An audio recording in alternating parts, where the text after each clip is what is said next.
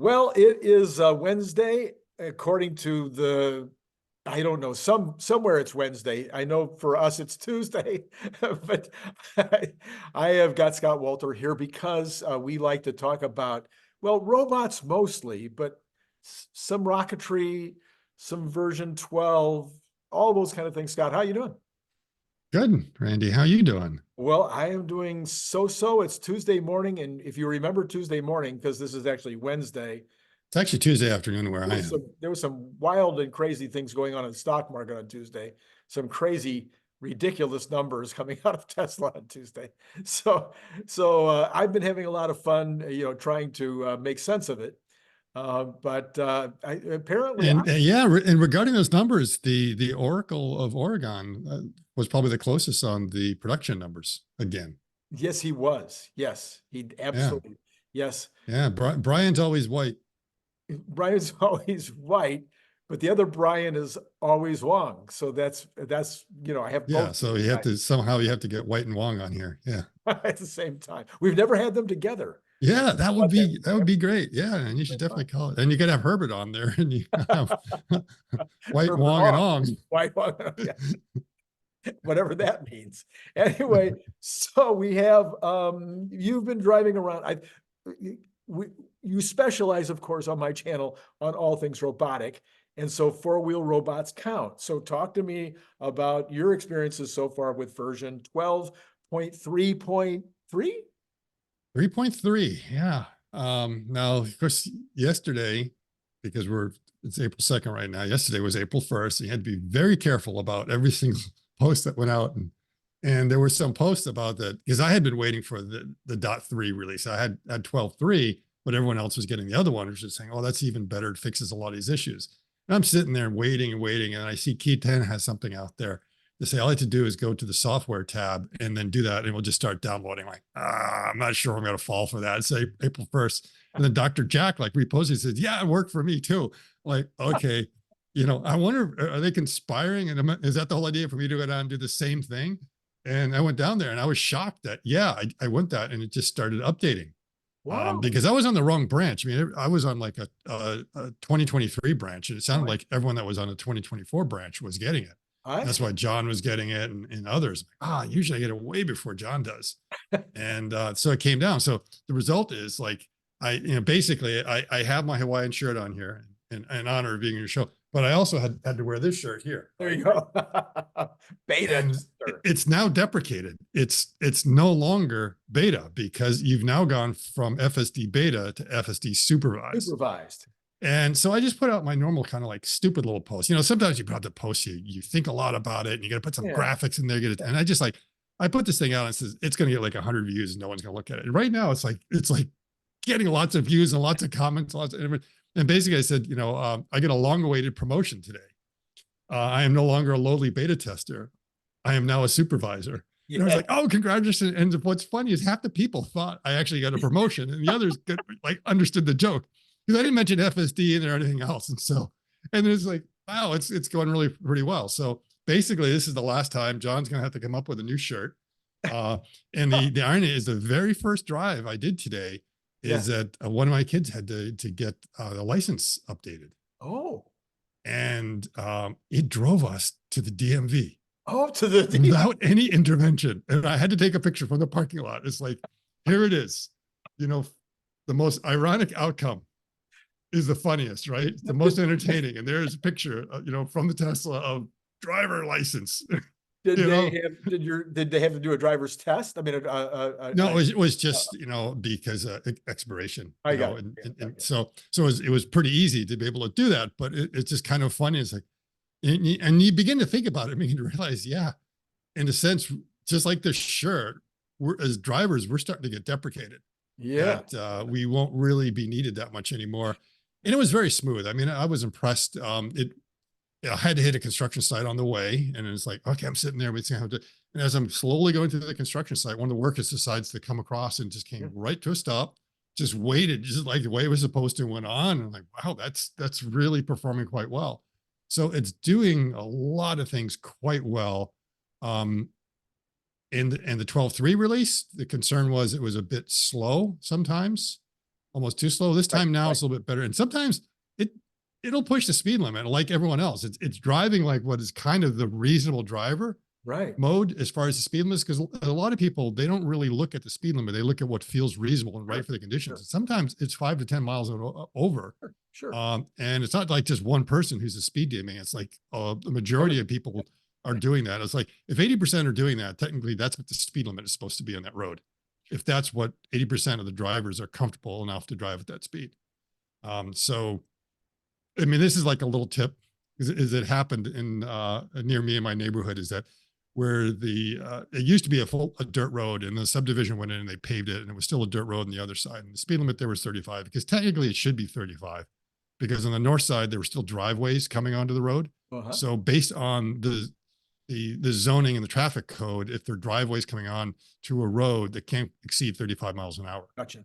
But if you have like entrances and stuff like that, it can. But then eventually they paved the other part of this dirt road, and they posted the speed limit of 45. And it became like a shortcut for a lot of people to be able to get to the highway and everything else. So you got a big flow of traffic coming on through there, and everyone's zipping along at 45, and they don't realize it's gone down to 35. And of course, if something like that happens, how do you think the township reacts? Right. They set up a speed trap, and they're just like, every day you're just seeing people getting nailed left and right, because I mean, they're just making bank. And finally, one of the homeowners got pissed and like read the regulations and forced the county to do a traffic study of the speed limit there. And then like a month later, the sign changed from 35 to 45. Interesting. And that was kind of a bad thing, because the whole idea was like, we want to enforce it. And there were some people that were still doing the 35 because they felt that's what it was, and that maybe that's what the conditions should be. And then others that are still kind of doing it. And so you might have a little bit of contention with that, but for the most part, they were tamping the speed limit down. Now, what happens once the speed limit goes to 45? People start driving 55. Okay. Yeah, of course. Yeah. That's what happens. So at least it was 35. People were only going 45, but you were nailing them for going 45. Whatever, everyone knows, like, that's a reasonable speed. And actually, if you don't go 45, you're going to get rear-ended. So, I mean, to me, sometimes like enforcement of things like that actually is not doing what it's supposed to. And the whole idea of these laws is not to raise funds for the city because you're able to get people on a technicality, but it's supposed to be for the safety of everyone. But if you're sitting, that's when laws and common sense fall apart. So there you go. Next time, if you're in a situation like that, just go ahead and then you can force them to do a traffic study. And that usually when you end up seeing those hoses, those black hoses going across the road, it's like, oh, okay. I think I know what just happened here. So it's interesting. Yeah. So overall, your drive so far on version 3.3 though, I thought. Oh, very, very good. Very good. And you know, it changes lanes, and it just like changes lanes, like, you know, just really, you know, sometimes it'll start to change the lane. It'll hesitate for a second and then it'll go in. I'm almost wondering, it's like, ooh, is that because it really is training on human data? And that the humans sometimes hesitate a little bit before they do it. But there are times where it just like decides it has to change the lane, and it just goes right. It goes right in there. And usually I wouldn't be confident enough to do that, especially in heavy traffic, because you really need 360 view to do that. And like, you're trying to not crash into the car in front of you and look left and right and do all at the same time. And so a lot of times I'm really nervous on it, especially when it's tight, and it finds enough room and just goes on in there. And you realize how, you know, it's like, oh, wow, there was no issue there. There was no reason to panic. So I'm impressed. And sometimes if you know, the left lane is getting slow and it realizes that the drivers there are acting like idiots, it'll move over and kind of get around them to keep the flow going.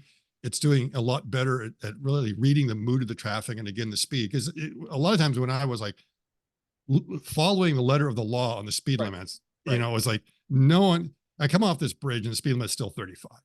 And it's like a little ways before it gets to 45. No one stays at 35 when they come off that bridge. It's a narrow bridge, but as soon as they get off, they're just like, wow, and it's 2 lanes and they just expand out, you know, and it's like a rocket nozzle. You know, you get the expansion cone there and like, boom, things are supposed to start going.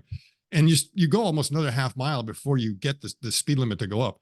And it's like, screw that. You know, I'm doing what everyone else is, and it's bumping on up there. And it is really wisely choosing the speed that it's supposed to have. It's also being very gracious around entranceways. So if it sees in stalled traffic that there is like a cut or there an entranceway, it will make sure there's enough room for cars to come in, even if there's not a car sitting there in anticipation that a car might come. Yeah. And when there's enough space for it to advance, then it will advance, but not until then. And then it's like, it's almost like the courtesy is contagious.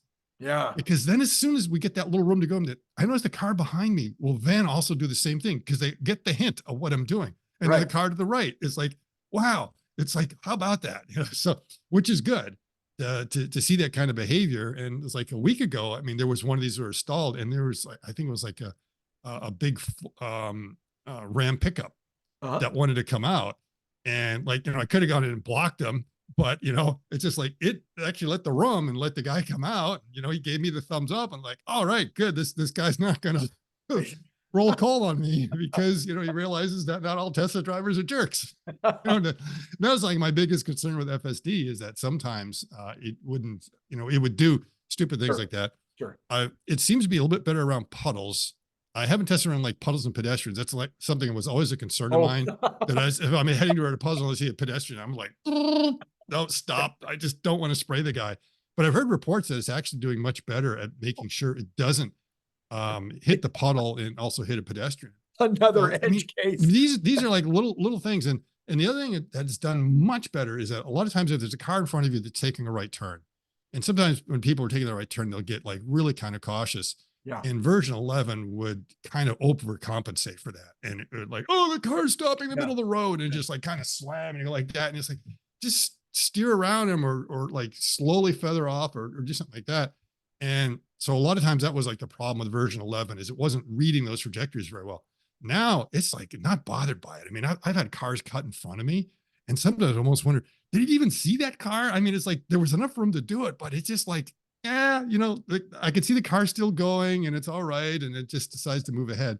What will be interesting to see is there was one, and I think I got a dash cam that I'm going to look at it, is that a van in front of me that was, I think, driving some people to the beach. So it's probably a professional driver that knows a bit what he's doing versus some of these other tourist drivers will almost stop in the middle of the road when they decide to take a right rather than like giving enough clearance.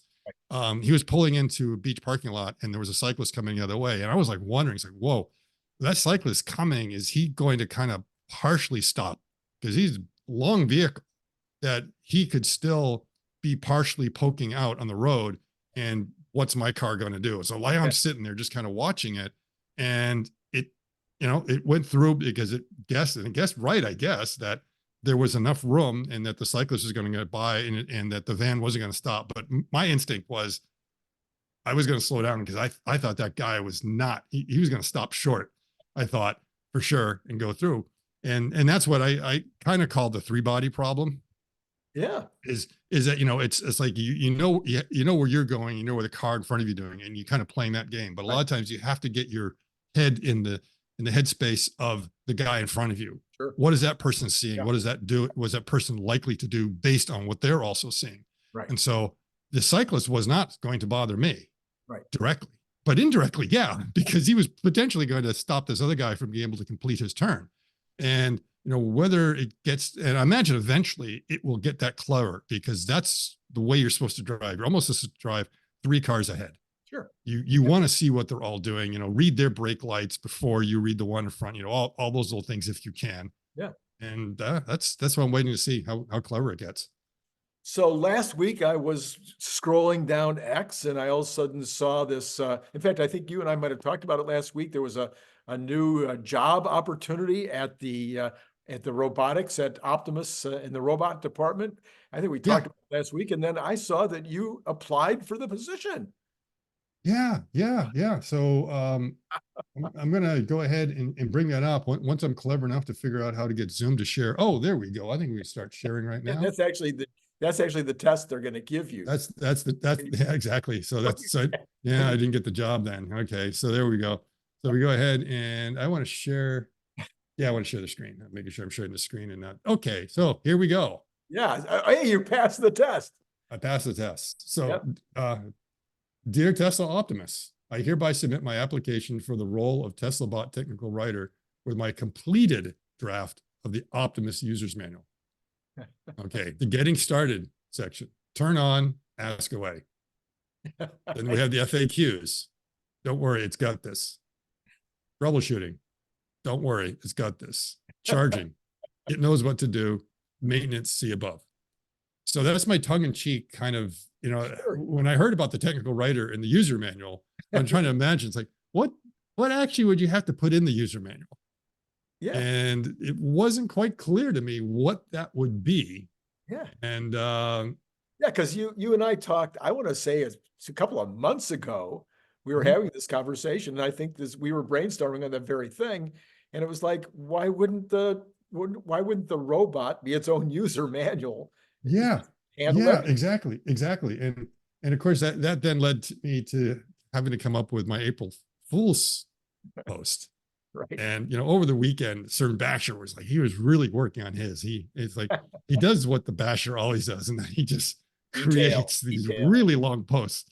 And so he had like this really long PDF going that's just supposed to, not be, it's supposed to be it with like some clever little jokes in there here and there. I was like, Cern, that's too long. No one's going to read it. They didn't have the time. He's, I got this big thing. You want to help with it? It's like, nope. The shorter the better. So I just posted mine out there, and pretty much just said that, over the past couple of weeks, I'd been leaked copies of the user manuals for like all the major humanoid bot vendors, and they're in the thread, so you can find the user manual in the thread. And of course, so the April Fool's joke is that they would have leaked something like that to me. But then there's a serious side to it, in that in the thread, I'm actually not joking. So I show like, the Optimus user manual, and it's just a picture of Optimus. The figure user manual is just a picture of figure one. The digit user manual, just a picture of digit. The Apollo user manual is just a picture of the Optronics Apollo. And then finally, Sanctuary, and a picture of Phoenix. And what's funny is that, I got at least a like from Gordy Ross from Sanctuary on that. Whoa. And that thinking it's clever, but I think he liked it for two reasons, and that I was probably not that far off the mark. Yeah. So, I mean, think about it. Why do you need the user manual? The only reason you might need the user manual is because of some legal requirements. Yeah. And most stuff we buy nowadays doesn't really have a user manual. It has a QR code to scan. Sure. And for the most part, I don't even think you need the QR code. For the most part, you just have to know how to turn Optimus on. There's no assembly required. Okay. Right. It's going to come fully formed, and it might just have something to say, you just need to turn this on. Right. And then that'll be it. And then, it might be some imprint, but it'll probably then tell you exactly what, it's like, take your cell phone out, download this particular app, use its voice, because we need to do some sort of imprinting of the voice or whatever. And then it will walk you through everything. Yeah. You do not have to figure anything out. And then if you got a question like, oh, how do I charge this thing? What kind of charger? And it'll like, oh, don't worry. It'll like walk around the house, look at what kind of circuit you have, go over to the circuit board, open it up, take a look at what you've got here, kind of figure this out and say, okay, and it's like, close its eyes for a second, and it will order from the Tesla shop whatever charger that you need. Right. And then if necessary, and it probably won't even need a technician. It's like, oh, okay, do you have this, and this kind of tools? Oh, you don't? I'm going to order those from Amazon while I'm at it, Right. And then after that, I'll just go in there, open up the circuit breakers and stuff like that, get it all in there, get the right one in there, or just use whatever you have. So it's just imagining. It's not only do you not need a user manual, it's just going to take care of all those things. Yeah. And troubleshooting, it will figure all that out on its own. It's like, oh, there's something wrong with the shoulder here. And then it just do something, upload something to the cloud, figure out what it is. And if it needs help, it'll order another Optimus to come over and help them, do whatever. I got a dislocated shoulder. Can you help me here? Oh, get it back in. Well, with that in mind, and with how cheap it's getting to make these little tiny chips that can actually speak, maybe IKEA will switch to that as well. That would be. Oh, I mean, you could absolutely see that I could see definitely a business model that someone's going to figure out of like, oh, we just train Optimus how to do it. And that's like one of a kind of Turing test that I'm imagining the robots will go through. And of course, everyone's going to throw the IKEA in there somewhere. But part of it is that if you just throw a bunch of things in front of like an individual person, a lot of times they might say, oh, this is how it's supposed to go together. And it'll figure out how to put together. Or maybe, if it's a bunch of Lego blocks, you just get creative and you can do anything. But there's a lot of things that's like really only one way something's supposed to go together, and you can just figure it out and how to do it, whether you have instructions or not. And that shows when you had a lot of experience and everything. So if the bot is shown enough examples of different things and you show one of those things there, it should just be able to say, oh, that's what it is. That's how it goes together. And then the question is like, well, what if what we want to put together is not in the examples that it has? And now it has to kind of go and kind of figure it out. And it's going to realize, oh, there's certain things that kind of go together one particular way. The other is that like if you get any sort of model that you're going to put together, whether it's a toy or something like that, yes, it does come with the instructions in there, step-by-step instructions. But the idea is like, oh, we don't want that. And I've done this before, always when I was a kid, is I was too lazy to read the directions. Right. I mean, I hated reading that much that I wouldn't even look at the picture book to figure out how it went together. I was like, more like, I want to figure this thing out myself. Yeah. But a lot of times my guide was the picture on the outside. Yeah. You kind of look at that to see, oh, that's where this part belongs. Oh, okay, I get that. And then you kind of look for it and figure out how to put together. In many ways, that's a better way of doing it than being just kind of told how you put together, because in this way, you're kind of exploring and understanding where the pieces go. Now, sometimes you screw up because you don't realize the directions are showing you like what is the ideal order to put things together. A lot of times you go down the path and you realize, oops, I get this all right. I got to back this up and undo all this stuff because I didn't put it in the right order. Yes. That's what the IKEA instructions are for, is to make sure you don't screw up. But they're no good. They're really hard. And so of course, I mean, that's what you could almost see as one of the first business models, is that first Optimus will be between two ways. One, either it is going to be clever enough to be able to figure out how to put this thing together just by looking at it, and again, looking at some pictures, or maybe just go quickly through the book. Or it may be that it actually has all the instructions in its head. Right. It knows exactly what it is. Like this is the Billy Buck, whatever piece of furniture that they have. And then, and the smorgasborgy, whatever thing over here that, you build. So now, giving Cern Basher his due, I will have to admit that I had to look at that manual, that user manual he put up, like 5 times trying to decide whether it was serious or not. I mean, I was trying, and I, of course, one of his jokes had to do with having the on-off button or something, the emergency. I think it was just the Terminator. Like I was going to just like, okay, where's the joke? Where's the joke? Right. That whole thing just for the Terminator mode? Come on. You can do better than that. So I think that was the problem. And maybe that was the joke, is that he was just so serious that you couldn't tell is this the real thing or not. The real deal. In fact, it was actually a good application for the position, because I mean, it was really well done. I don't know where he got all his ideas, but it was very, if anybody that didn't see that, go back on X, look under Cern Basher. Yeah, but I have to advise Cern. Okay, it's like, isn't this what Jerry Seinfeld said? Is like, always leave them wanting more. Yeah. So the whole idea that less is more, and I proved the point to him yesterday, because I think I ratioed him as far as impressions between mine and his. So there you go, Cern. Okay. All right. Okay. I know. Are you guys using only my channel to diss on each other, or do you diss on each other? Yes, you're like our marriage counselor here, right? Yeah. So, all right. So now we just have fun doing that, because I don't know. It's like one of those fake celebrity feuds that you always have in Hollywood. Well, I don't know if it gets my rankings up, I'm okay with it. Keep it going. So not too much in the way of breaking news from any of the 24, are there now, or 25? Yeah, 24. There's more getting added every day. I can't remember what was the latest one that Cern found. He's pretty good at digging some of these things up. Yeah. And that, every now and then they get sent our way too. It's like, wow, have you seen this one or that one? We actually have a Canadian and a Polish company, and more Chinese. Okay, yeah, there's some that are interesting. So I mean, Sanctuary has always been a Canadian company. I think there was like another Canadian startup in Alberta and Saskatchewan.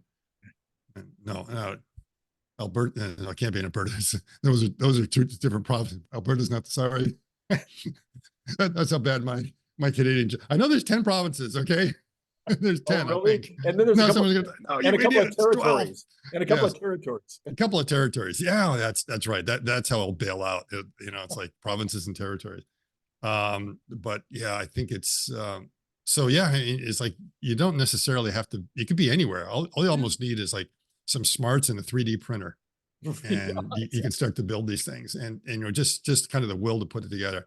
So we're going to see probably more of them. And, again, you're beginning to realize there's a fair number of players out there. Right. And a lot of them, let's say, are are well backed, have some decent capitalization, and also have some people with really good pedigrees to be able to work on that.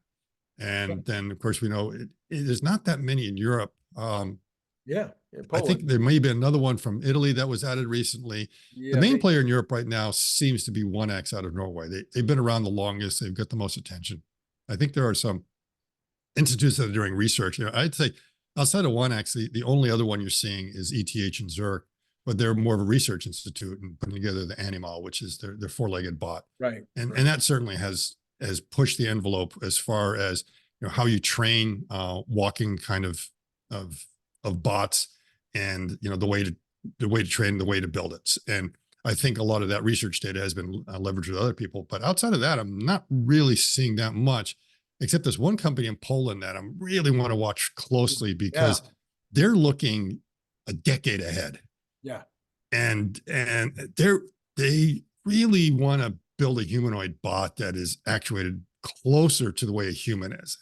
And I'm really fascinated, and I'm really, really rooting for these guys. I haven't had time to do a deep dive. At some point, I'm going to go in and really look at how they're doing it, because it will emulate, human movement and everything else much better. It's going to be a monumental task. Now, and in some ways, I think what they're doing is they're laying the groundwork for probably what the humanoid bot of the future will look like and be actuated like. And there's probably going to be like all kinds of breakthroughs and other ways of creating these things of more kind of artificial muscles and everything else. Now, does that mean that the bots that we're seeing today are now going to suddenly be obsolete and not needed? And it's like, no, I don't think so, because it sort of depends upon the application you want. Of course, there are going to be improvements and everything else, and maybe slightly better actuator designs, maybe a slightly better way to do the shoulder or something like that.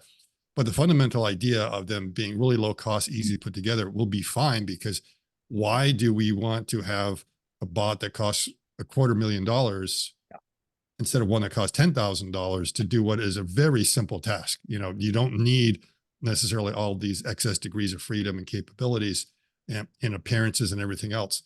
So you're going to see it just like in Star Wars. I mean, you looked in there and there were bots of different, they didn't all look like C-3PO. Why didn't they all look like C-3PO? I mean, that seemed like that would have been the ideal one. No, you had these others that were for dedicated kind of applications that did not require, the intelligence that C-3PO had, and like the fact that he could speak, I don't know how many thousands of languages. And like, it didn't matter. I mean, some of them couldn't even speak. They just made squeaks and groans and stuff like that. And they didn't even have very good eyes, because that was like good enough for the task. Yeah. No, I know it's a fantasy novel and everything else that it's coming from. But the thing is, it does drive home the point that a lot of times you only need what's enough for that application and don't overdo it. So we will see different kinds of humanoid forms, and we may see some non-humanoid kind of forms that'll be pretty good, but we'll see what is the best way to do it for certain application. Of course, and I know that, for the home, you're going to need something that looks more like a human. Right. And the costs are going to have to go down significantly. And the margins, everything you make for at home are going to be peanuts. They're not going to be very good.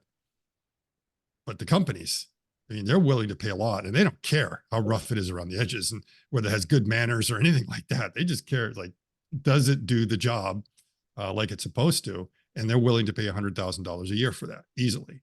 So it's got to be there until you figure out how to bring it into the consumer market. And that won't happen until the competition gets so tough up there that it's like, well, we've exhausted that part of the TAM. What's left? And then they'll look, oh, it's over there. Okay. But at that point, they'll know how to scale, and the bots will probably, I mean, the brains for those things will probably be so advanced at that point, you could do anything you want with them.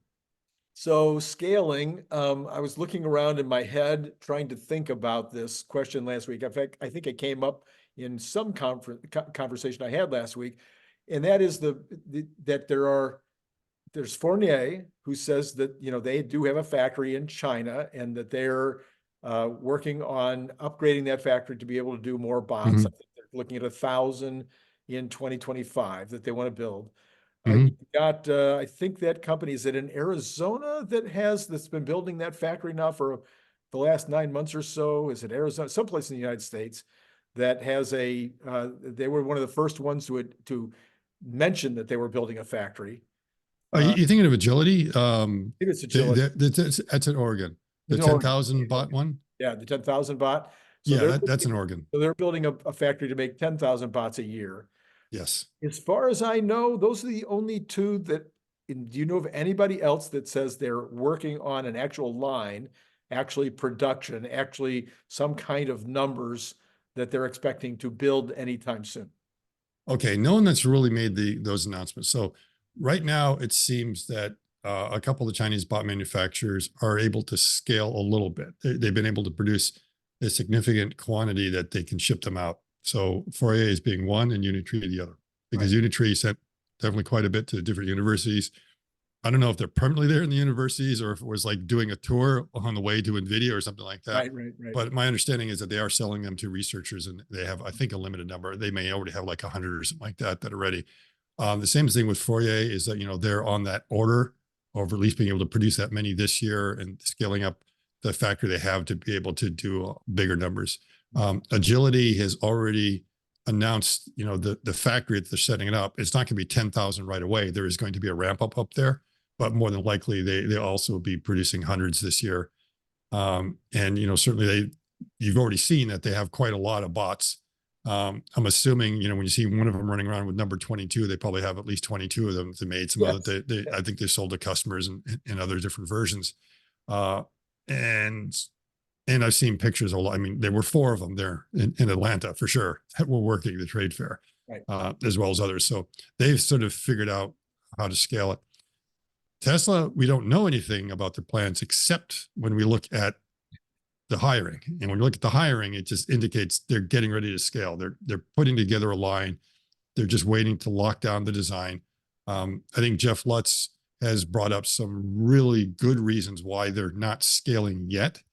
Part of it can just be, well, is it the right design and like all the training you want to do on it? And, at some point you want a large number, because the sim to real, as good as it is, if you look at the NVIDIA videos that came out from last week of showing some of those sim to real things, you can see how the simulation differs quite a bit from reality.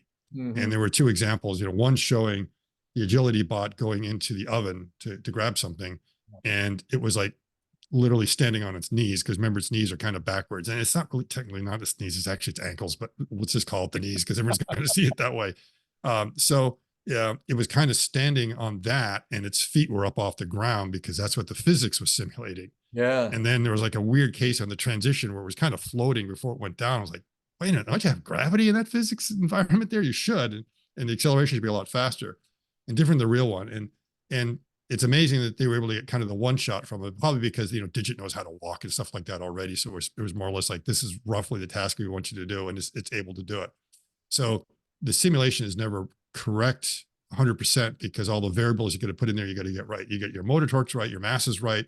There's so many things you got to get right, all your friction elements. And then, the environment, you got to model the environment that you're in, let alone your own bot. And then Unitree showed was something that was really impressive in that their bot, the H1, can do a backflip.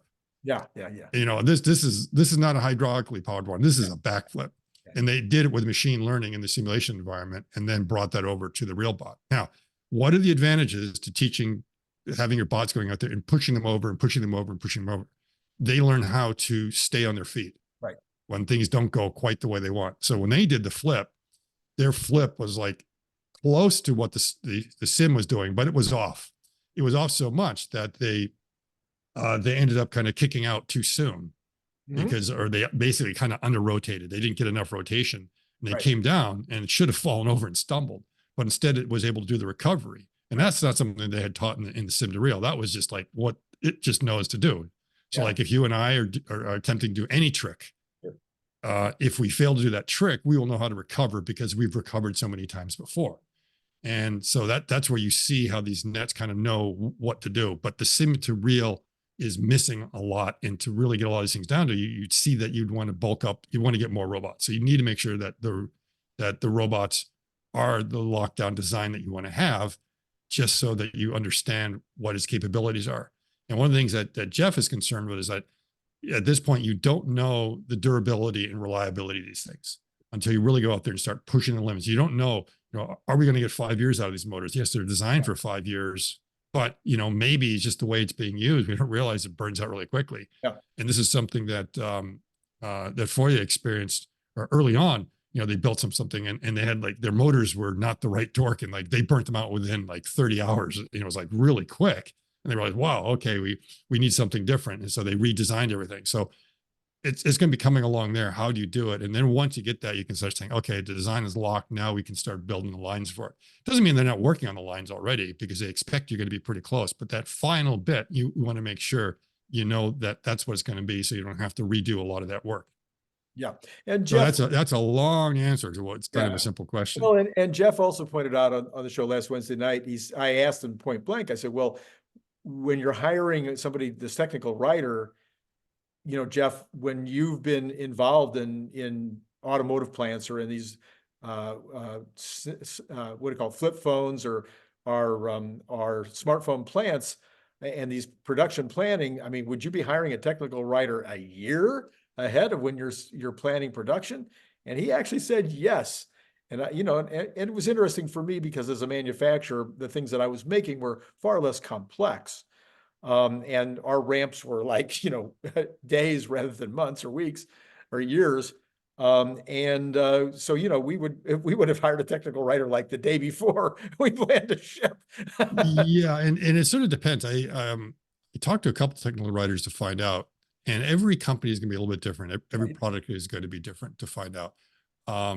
It's rare that the technical writers are there very early, but there are companies that will actually have the technical writers at the very beginning of the product development and functional specs. So the functional specs almost become like the technical document. Yeah. It's not completely filled out, but the framework is there that they get an idea. And this is what people are working off of. And then as you are developing the stuff, you have a lot of internal documentation that you can then go in and grab to kind of pull into it.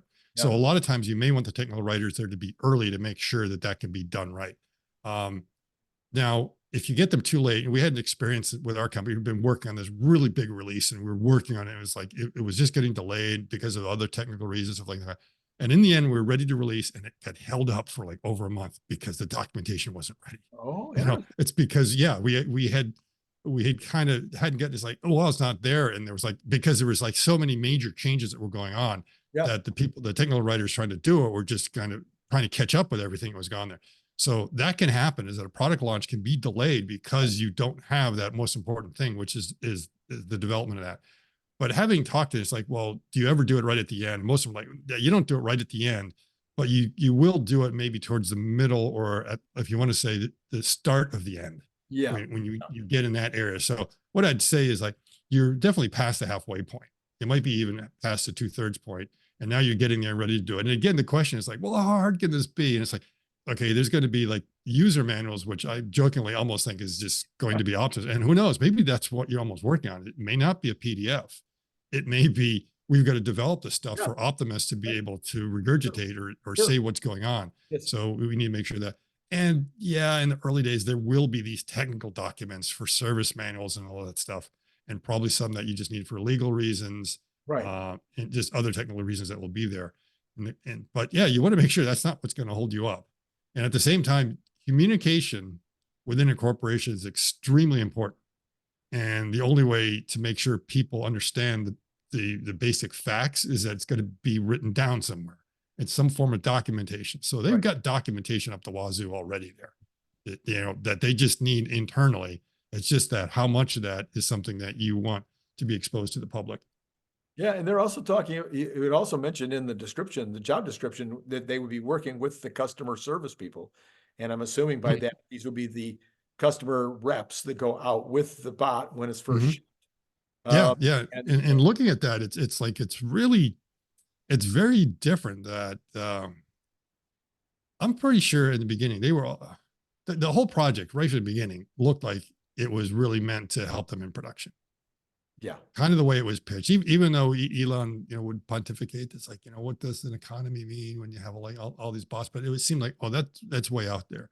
And the early indications are, what was it going to do at first? And he said, it was going to be pretty much loading parts into the traditional welding lines. That's what it was going to do. So it's like, oh, they're going to just be focused internally. That all makes sense. But it may be that they've seen that it's progressing really better and faster than they thought, which means maybe they are, thinking, hey, we can probably go outside the organization a lot sooner than we expect. Right. But there's a couple places they can go outside. And again, this is something Jeff has pointed out, and that is you already have the other Musk companies that probably could use it. Sure. SpaceX, Starlink, maybe the Boring Company.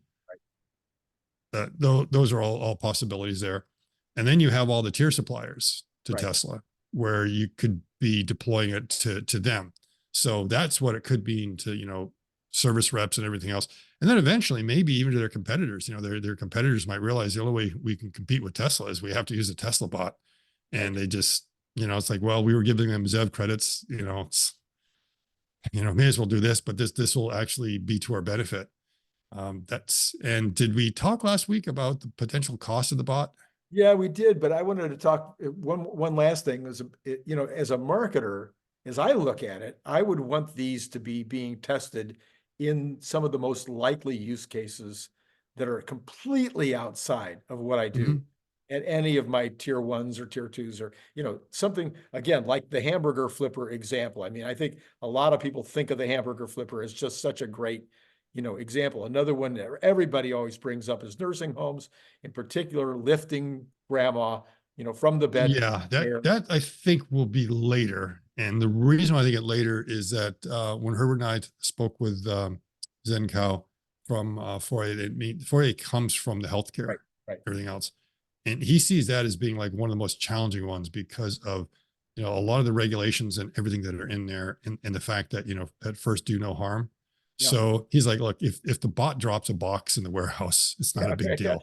If the bot drops a person, or there is something that, that is a real problem. So it may be that's a little bit slower going into some of those areas for certain reasons, but I agree. There's a much wider range of examples you might want to give it. And this is something that Warren Redlick has pushed. And I'll give him his due on it, because I don't like to be like hard. It's like this, it seems to me the logical thing is going to be mainly going in there, and it'll be a while before it goes out. He thinks it might go out either simultaneously or a lot sooner than I think, because just the whole data, and he's using the FSD beta program as kind of the example.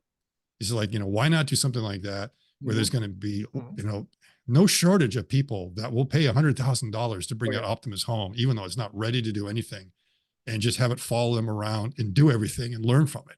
Right. And it's like, wow, you're getting people to, you don't have to pay for their data. They're paying you to give you their data.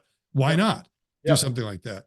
And so he could be right that they may do a program like that sooner than most of us think. I don't, that's not going to be the first application. It's definitely going to be inside of Tesla, but it could be that they do have like a little beta program that they're thinking of doing. Yeah. So I was thinking, I don't have a lot of experience with nursing homes, but I have a little bit of experience with this. They have these contraptions. They're massive and they're horrible and they're not friendly for moving, especially heavy patients, from a bed to the bathroom, or from the bed to the chair, et cetera, et cetera. They're very klutzy. And I could imagine that the bot could be certified pretty quickly to do that simple task. But it might be a different bot, because remember, these bots are having like a maximum of maybe 50, 40 to 50. So maybe if you have two of them that are able to coordinate and work together, that's possible. The other thing is that maybe if we're worrying too much about the bots having to do an 8-hour shift without a charge, I mean, it's like, well, maybe it's not it's so long as it can do this thing, and it's a 5-minute thing, and go over and charge up, even though it had to use a lot. So they may redesign them a little bit for that purpose. The other thing I've always felt is that, resources are fungible. And if you go with a nursing home, there's a lot of people that work in a nursing home that have absolutely no contact directly with the patients. Right. Yet they need to be there. And now if the bots go in there, suddenly you're now freeing up those human resources to be more in contact with the patients. And then, so that may be the benefit. It's sort of like a side benefit of, you go ahead and take care of the labor scarcity over here. And that now allows you to address the other labor scarcity in another place, because now the resources are available for you to be able to do it. So it could have those side benefits until, they are actually, I don't know, licensed, or, there will probably be something like that, because I think nursing homes are very heavily regulated in many ways. Yeah, but All the stuff. again, I'm saying if you did Yeah. very specific tasks. Now, what you brought up Warren, and Warren has famously, from the very beginning, I think on my show maybe, talked about roofers. Probably the number one most expensive workman's compensation package in the country is on people that are putting those tiles up on your roof. And Next time you see a roofing project, tell me how many 40 and 50-year-olds you see up there. yeah, right, You exactly. won't. Yeah, You just won't. It's yeah. it's a young man's job, It's a young man's profession, job, and but it's not a career. if you mess up, you're dead. I mean, it's it's one of Yeah. those deals. Well, I mean, it's not so much that I don't think people mess up. It's just it's exhausting on your body. I mean, Oh no, it takes a old people. toll. You're going up and down ladders. Yeah. You're gonna slip. You're gonna it's gonna be wet or slippery. Yeah. Whatever. People do get hurt, literally Yeah, yeah, hurt. yeah, yeah. They can get hurt, but for a lot of the people that aren't in there, it's just because Because you're it's not standing on something flat the whole day. I mean, yeah. you're so your ankles are like at a weird angle. Your knees are being stressed, and you're doing that out in the baking sun, Yeah. or in the wind or in rain, and again, you're carrying the stuff up and down, Yeah. and that just takes a toll. It's like playing in the NFL. Oh yeah. By the time you're 30, you're starting to feel the aches and pains Sure. from that kind of profession. It is a very brutal profession. Yeah. So And a lot of them, they learned is like, okay, you got to pace yourself. Yeah. Because this is not a sprint when you're up there. Right. You not only have to be careful, but you got to realize that how exhausted. So, they'll have all the rappelling gear and stuff like that to make sure they don't fall down. It doesn't mean it doesn't have that. It might make it safer, Right. but it doesn't mean your joints aren't getting a workout, and they are getting quite the workout. So this would be another example of what I'm talking Yes. about. These are the kinds of things I'm saying outside of the environment at Tesla, that it would seem to me that they would already be thinking, this is where we want to place one. This is where we want to start. Oh yeah, Tesla roofs for sure. I mean, that's Yeah. the biggest disappointment, is like why they can't do it. And they realize, oh my goodness, it's because we're getting killed in the labor.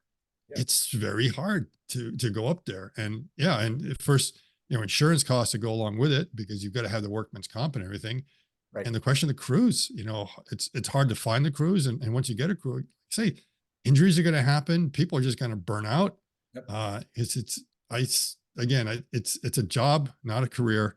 It's something you do to get you from one job to another to make some pretty good money. Yeah, but if you think that's what you're going to do when you're in your 50s, you're kidding yourself. You're not going to last that long in roofing. All right. Well, I think we've covered the stuff that's new this week. We've FSD'd. We've talked about where the bots are in the process, and we've also discovered what was and what wasn't an April Fool's joke. I think we've done a good job today, Scott. Yeah. So, any last thoughts before we? Let's see. I guess one thing we didn't cover is that big boy behind me there. Oh yeah. They did a static test, I think, last week. Right. And we got the first indication that early May, I think, is something that. Right. I think Elon actually, I don't think it was a reply. I think it was actually, he said something like early May. Yeah. And so that has a speculation. Everyone was like, oh, it's May 4th, because May the 4th be with you. The only thing about May 4th is that it is a Saturday. I see. They can launch on a weekend if they want. I think they have permission to do a couple times a year, but I would think they would try to not do it on a weekend if they can, not have to. So they, it's a good thing to kind of keep those things in your back pocket if you can. And I'm almost wondering, it's like, well, if they're going to go for the memes, why not do it May 1st? And then it can be called May Day with an E, MAYE Day. So this time, is there any chance in the world they'll try to land this thing on something?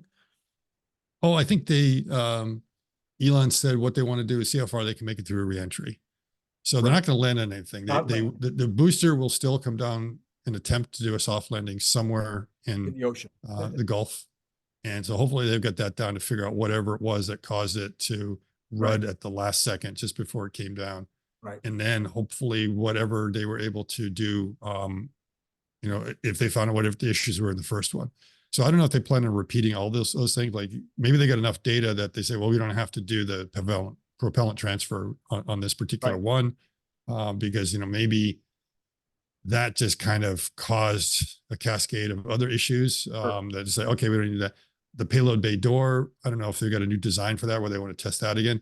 right now, the impression I have is that the number one most important thing is to see how far they can make it through reentry. So all that other stuff, they're probably just say, oh, we're not going to do that. Obviously the hot staging, they still have to do hot staging to make sure hot staging isn't somehow causing a cascade of events that turn out later on to be the problem. Because it seems like it gets through the hot staging very well, but it doesn't mean it doesn't make it through without some sort of damage that minutes later could then cause some other problem. So they may or may not know that. And then just see how far so the expectation is it may not make it all the way down. Or maybe it does. That's probably what they'd want to look at.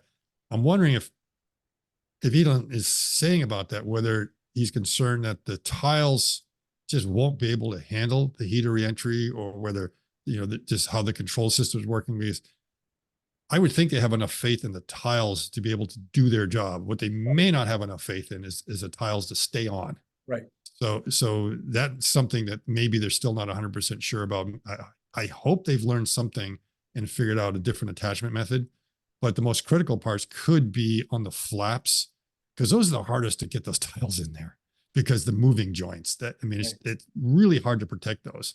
So it may be that they're confident the rest of the vehicle will be able to survive it, but those control surfaces are very important.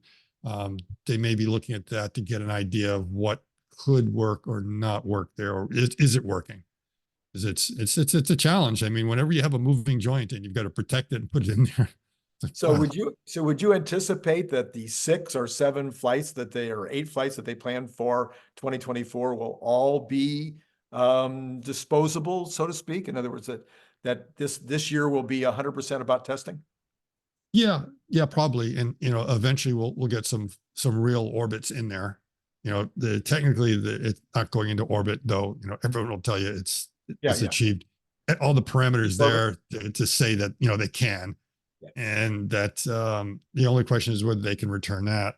And then the other aspect is whether they are able to do the return to that you or me. I think that's something else of mine. Oh, no, just a second. I've got something coming in right now. Okay, that I'll come back to later. Okay, that the catch it with the chopsticks. Yeah, I don't think that soon. I think obviously landing in the Gulf. Yeah. And then the landing, maybe by the end of the year, they might attempt to do it with a booster to do that. So if you're looking at the part that is the most expensive, it's the booster.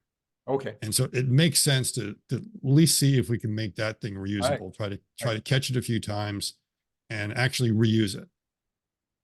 The upper stage, that could be expendable for quite a while and you could still get used to it. So if they're able to do the Starlink, get them in there, get the Pez dispenser working. And if they've just decided that,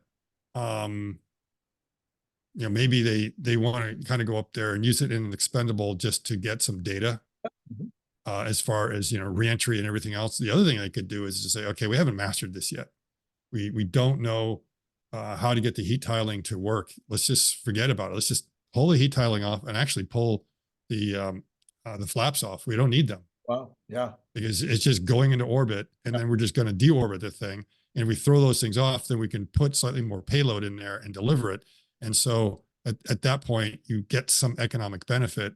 And then, maybe while you're focusing on either some way to solve whatever your reentry problem is, and this is, assuming that, they can't solve the reentry problem, it's going to be another 2 years, but the booster doesn't need the heat tiling. Right. The booster's fine without it. So you could get that. That's where the 33 Raptors are. There you go. Yeah. And then if you're just looking about deploying these satellites, then you could also change the makeup of the StarShip. You don't need all those 6 Raptors on there. You could probably change that configuration because some of that there is designed for reentry and landing. You don't need the header tanks because you don't care about that anymore. You're just like gonna dispose of the whole thing. So you could imagine a different configuration that, that would allow you to be able to achieve these things and then make it expendable in the sense that, you're not really throwing a whole lot of money away on that.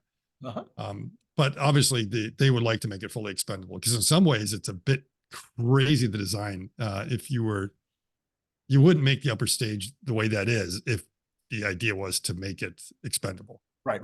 No. You only want to put like one engine up there, not six. Ultimately, we know we wanted to land. Right. And you would get more out of the booster and everything else. So there's obviously the design optimization would be different, but it doesn't mean you couldn't on that path decide, we'll take a slightly different approach. People do it. And who knows, maybe they could even come up with a shorter, stubbier version that is able to do more payload just because it's a complete throwaway. Right. So because again, you throw out the header tanks and a few other things, and then suddenly, those requirements go down. You can put other stuff in there.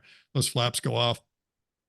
And then you can get kind of that ratio that you would want to have for normal. And then maybe you change the performance characteristics of the booster to be a little bit different, to go a little further out and stuff, but they probably wouldn't, because the whole thing about that is to return to launch site. They're optimizing for return to launch site. They don't want to land out in the ocean.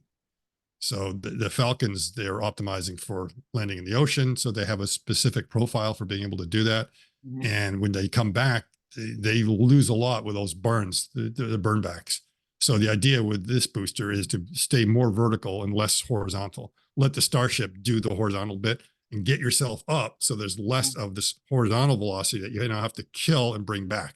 So just think about, like, you put all that energy to go like this, only to have to, turn it back around the other way. So if you do it more like this, well, gravity is going to bring you back down. So if you had to reverse that direction, so you minimize that with a little bit. And it seems like they also got rid of one other burn, and that is there's no reentry burn, which surprised me. And part of it might be that it's a tougher material. It's stainless steel. Oh. And I think the apogee is a little bit lower than it is for the Falcon. So the Falcons are coming down maybe a little bit toastier on the way in. Well, okay. That's all super interesting stuff as we go forward into this rocket age, because most of the world is paying zero attention. Mm-hmm. Ask the average person on the street, they don't have a clue. Oh, speaking of which, these rockets are going did you see people in Arizona the past 2 weeks? They've been treated to these unbelievable space jellyfish. Yeah. One yesterday shot from like the Tesla supercharger in Tempe, because everyone that was there knew. Other people just being kind of caught off guard, but just a beautiful sunset when it's like the perfect time for one of those. So not only does it come out, but it gets illuminated by the high sun that's still up there. Sure. And so, I mean, that's all SpaceX has to do, is that, just launch at twilight around these areas and get like the weathermen and others around there to tell the people to get out. It's like, look outside now. And I mean, it's gorgeous. Absolutely gorgeous. What you could see. I mean, they get a better treat in Arizona than the people in California where it's launched from, twice in a row. And then down the coast of Florida, the Bahamas have been getting it. Sometimes when you get a Dragon launch that's going up the East Coast, people in New Jersey and New York City will also get a great view. It's just that, the weather is never quite as cooperative as far as like clear nights, but things like this capture the imagination. And that's the best advertising. But you're right. A lot of people, it's like, oh, don't look up. They have no clue. On, just get up there. They don't have a clue really what's going on, even with the Tesla and FSD. But when it gets to rocketry, which you'd think would be kind of a fascinating, kind of a sexy thing, no. I've talked to people all the time. They have no idea. Go to the toy stores. The toy stores, they had the Dragon capsule. They get StarShip there. They get the Falcon Heavy. So all these toy manufacturers, I mean, they would not be building this stuff if there wasn't demand for it. The kids, of course, the kids are buying it, and they buy it and they learn more about it, and they go online, learn about it, and they're educating their parents. Sure. So it turns out that is like, that's the way to do it, is get the younger generation to kind of look at this stuff, because they're the ones that are more vested in this than we are. It's their future more than it is ours. Absolutely. I think a lot of them realize that. So it's like, oh, come on. Well, mom and dad, it's like, don't you know anything about this? And I think that's almost where you start with places like that. All right, Scott. Hey, thanks as always for coming on and helping us with all of this really technical science stuff that's way over my pay grade, and and regaling us with a better humor than Cern. No, I shouldn't say that, should I? Because he's going to be on tomorrow, and I got. He's on tomorrow. Okay, so he can respond. He can do the rebuttal. Next week I'll have to do the rebuttal. But all right, appreciate you. And it's all in good fun. Cern is like, he's definitely one of the cleverest guys I know. Just Definitely. not the best joke teller, but boy, his analysts are pretty good. All right. And to all of you out there, thank you so much for listening. And it's been great talking to you.